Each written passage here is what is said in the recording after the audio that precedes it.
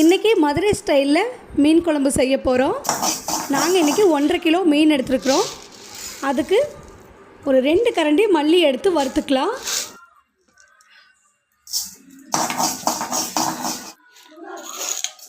சீரக மிளகு கொஞ்சமாக எடுத்துக்கலாம்.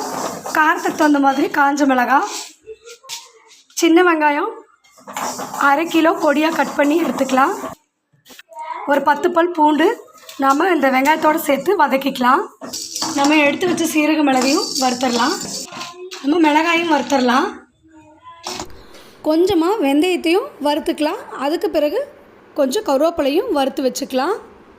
இப்போ தாளிக்கிறதுக்கு வந்து சின்ன வெங்காயம் கொஞ்சமாக கட் பண்ணிக்கலாம். பூண்டு, கருவேப்பிலை, 2 பச்சை மிளகாய் முழுசாக போட்டு நாம் தாளிச்சிடலாம்.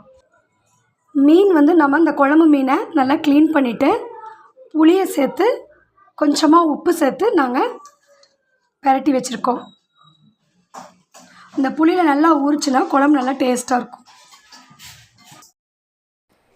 இப்போ கட் பண்ணி வச்ச சின்ன வெங்காயம், பூண்டு, 2 தக்காளியை கட் பண்ணி கொஞ்சமாக ஆயில் சேர்த்து வதக்கிக்கலாம். இந்த வறுத்து வச்ச மல்லியை ட்ரையாக அரைச்சிக்கலாம்.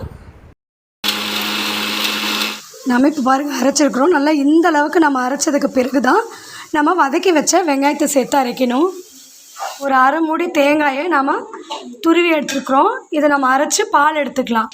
இப்போ வெங்காயம் நல்லா வதங்கிடுச்சு. நம்ம ஸ்டவ் ஆஃப் பண்ணிக்கலாம். இப்போ நாம் அந்த வெங்காயம் நல்லா ஆறட்டும். அதுக்குள்ளே நாம் தேங்காய் பால் எடுத்துடலாம். இப்போ நம்ம தேங்காய் பால் அரைச்சி எடுத்துக்கிட்டோம். இது வந்து ஃபஸ்ட்டு பால் எடுத்து வச்சுருக்குறோம், முதலாம் பால். 2வது பால் வந்து நாம் இந்த வதக்கி வச்சுருக்கிற வெங்காயத்தோடு சேர்த்து அரைச்சி எடுத்துக்கலாம்.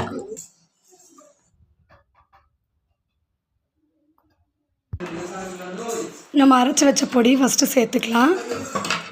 இப்போ வதக்கி வச்சுருக்கிற வெங்காயத்தை சேர்த்துடலாம். நல்லா நைஸாக அரைச்சி எடுத்துக்கலாம்.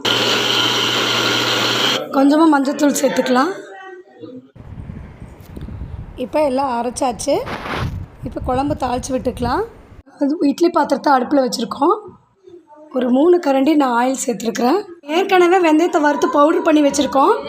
நம்ம இப்போ முழுசாக வெந்தயம் சேர்த்துருக்கலாம். எண்ணெய் வந்து காஞ்சிருச்சு. இப்போ பச்சை மிளகாய் சேர்த்துக்கலாம். பூண்டு, காஞ்ச மிளகாய், கருவேப்பிலை இதெல்லாம் சேர்த்து வதக்கிக்கலாம். இதோடையே வெங்காயத்தையும் சேர்த்து வதக்கி விட்டுக்கலாம். இப்போ வெங்காயம், பூண்டு நல்லா எல்லாம் வதங்கிருச்சு. நம்ம அரைச்சி வச்ச விழுதை சேர்த்துக்கலாம். இப்போ நம்ம மசாலாவை சேர்த்துட்டோம். தேவையான அளவு தண்ணி சேர்த்துக்கலாம். தேவையான அளவு தண்ணி சேர்த்துட்டு கொஞ்சமாக உப்பு சேர்த்துக்கலாம். நம்ம ஏற்கனவே மீனில் உப்பு சேர்த்து வச்சுருக்கோம். அதனால் இதில் கம்மியாக சேர்த்துக்கலாம்.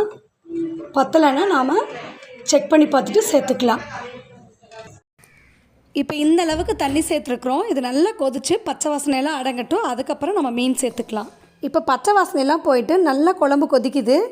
இந்த நேரத்தில் நம்ம புளி தண்ணியை சேர்த்துக்கலாம். நாங்கள் வந்து 1.5 கிலோவுக்கு 100 கிராம் புளி எடுத்துருக்குறோம். பாதி புளி கரைச்சி நாங்கள் மீனில் வந்து சேர்த்துருக்குறோம். மீதி பாதி புளியை வந்து கரைச்சி நம்ம குழம்புல சேர்த்துக்கலாம். இப்போ குழம்பு நல்லா கொதிக்குது. நம்ம புளி சேர்த்ததுக்கப்புறம் இப்போ நம்ம பெசரி வச்ச மீனை சேர்த்துக்கலாம். மீன் குழம்பு சாப்பிடாதவங்க மீன் போடுறதுக்கு முன்னாடியே கொஞ்சமாக இந்த குழம்பு எடுத்து வச்சுக்கலாம். நல்லா டேஸ்ட்டாக இருக்கும்.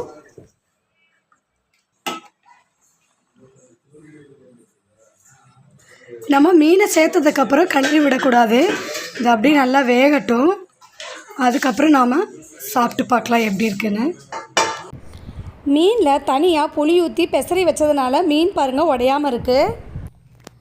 இப்போ மீன் நல்லா வெந்துருச்சு. இந்த நேரத்தில் நாம் தேங்காய் பால் சேர்த்துக்கலாம். வறுத்து பொடி பண்ணி வச்சுருந்த வெந்தயத்தூள் சேர்த்துக்கலாம். மீன் குழம்பு ரெடி ஆகிடுச்சு. பாருங்கள் எண்ணெயும் நல்லா பிரிஞ்சு வந்திருக்கு. இப்போ தேங்காய் பால் சேர்த்து 2 நிமிஷம் ஆகிடுச்சு. நாம் குழம்பை இறக்கி வச்சிடலாம்.